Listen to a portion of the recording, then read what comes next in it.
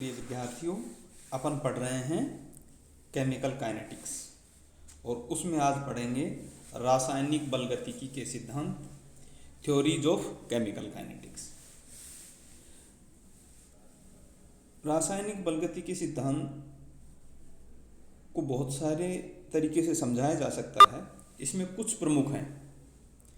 पहला है अभिक्रिया वेग पर ताप का प्रभाव या आर्नियस सिद्धांत। अभिक्रिया का वेग ताप पर अत्यधिक प्रभावित निर्भर करता है। एक सामान्य सा अवलोकन कहता है कि ताप में 10 डिग्री की वृद्धि करने से अभिक्रिया का वेग 2 से 3 गुना बढ़ जाता है। ताप के इस प्रभाव को तापमान गुणांक कहते हैं।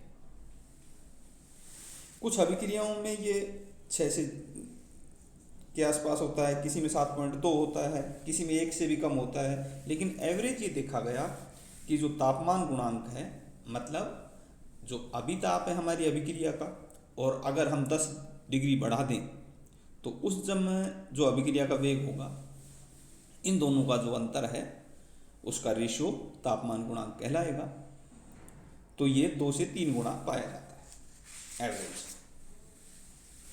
जो आर्नियस सिद्धांत था उसकी कुछ संकल्पनाएं हैं, वो अपने को याद होना बहुत ज़रूरी है। पहली है समस्त क्रियाकारी अणुओं की ऊर्जा समान नहीं होती। कुछ अणु कम ऊर्जा वाले होते हैं तो कुछ अणु उच्च ऊर्जा वाले होते हैं। केवल उन्हीं अणुओं की टक्करों से उत्पाद बनते हैं जो ऊर्जा की एक निश्चित मात्रा से उच्च ऊर्जा वाले होते हैं। ये अणु सक्रिय अणु कहलाते हैं। अणुओं की उस निश्चित न्यूनतम ऊर्जा को सक्रिय ऊर्जा कहते हैं, जिससे उच्च ऊर्जा वाले अणु होने पर ही उनकी टक्कर से उत्पाद बनते हैं। अणु परस्पर टक्करों से ऊर्जा प्राप्त करके सक्रिय ऊर्जा के स्तर तक पहुंचते हैं। सक्रिय अणुओं की संख्या जितनी अधिक होगी, अभिक्रिया को वेग उतना ही अधिक होगा। किसी अभिक्रिया के लिए सक्रिय ऊर्जा का मान जितना कम होगा, उसमें सक्रिय अणुओं की संख्या उतनी ही अधिक होगी। ताप बढ़ने पर सक्रिय अणुओं की संख्या बहुत अधिक बढ़ जाती है।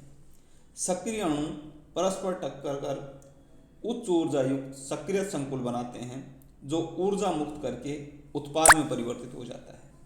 सक्रिय अणु तथा सामान्य अणुओं के मध्य एक साम्य स्थापित रहता है। सक्रिय ऊर्जा की अवधारणा। किसी अभिक्रिया का वेग ताप से कितना अधिक प्रभावित होता है, इसकी व्याख्या के लिए आर्नियस ने 1828 में सक्रिय ऊर्जा की अवधारणा दी। उन्होंने कहा कि कोई भी क्रियाकारक जब तक उत्पाद में नहीं परिवर्तित होता, जब तक कि वह ऊर्जा अवरोध को पार न कर ले। ठीक उस प्रकार जिस प्रकार हम किसी पहाड़ी के शिखर पर पहुंचे बिना पहाड़ी के उस पार नहीं पहुंच सकते। क्रियाकारक की ऊर्जा और इस ऊर्जा अवरोध की उच्चतम शिखर ऊर्जा के अंतर को ही सक्रिय ऊर्जा कहा जाता है।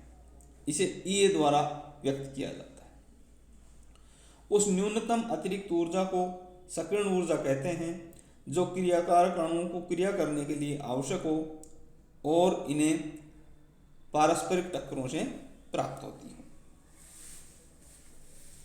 ये जो दो मैंने आपको डायग्राम दिखाए हैं बच्चों, इसमें एक ऊष्माशोषी अभिक्रिया का है और एक ऊष्माक्षेपी अभिक्रिया का है।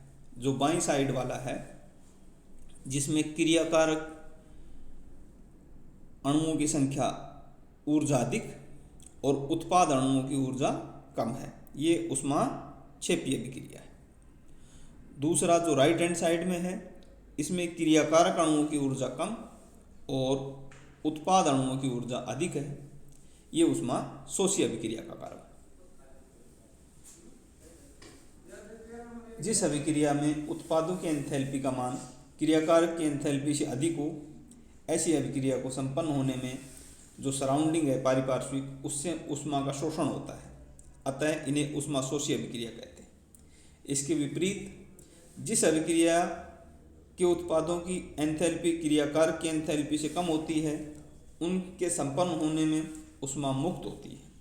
ऐसी अभिक्रियाओं को ऊष्माक्षेपी अभिक्रिया कहते हैं। कोई अभिक्रिया चाहे ऊष्माशोषी हो या ऊष्माक्षेपी, उसे ये शिखर तो पार करना ही होता है, जैसा कि आपको दोनों ग्राफ में दिख रहा है बच्चों।